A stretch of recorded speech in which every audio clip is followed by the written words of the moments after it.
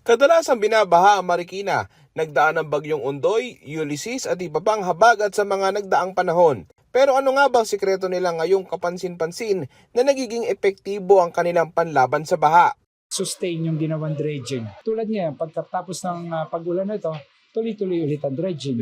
Tuloy-tuloy ang declogging. Hindi katulad ng iba, pag may camera lang, saka nagdidredge. Kahapon humupa na ang baha pero basura naman at putik ang tumambad. Kagaya na lang sa creek na ito sa may tumana sa Marikina City.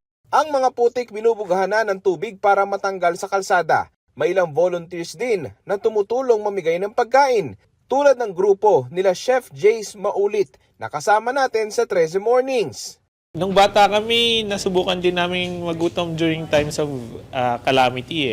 Medyo naramdaman ko yung medyo nahihiya ka na humingi ng pagkain tapos wala kang space to ask for more. Ang gusto natin is ipakita na kayang baguhin yung konsepto ng evacuation food. So quality food. Quality food.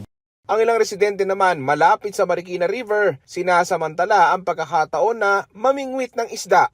Pwedeng pulutan, pwedeng ano. Oo. Masarap to, pirito. Tsaka yung mga may sarsa, gano'n.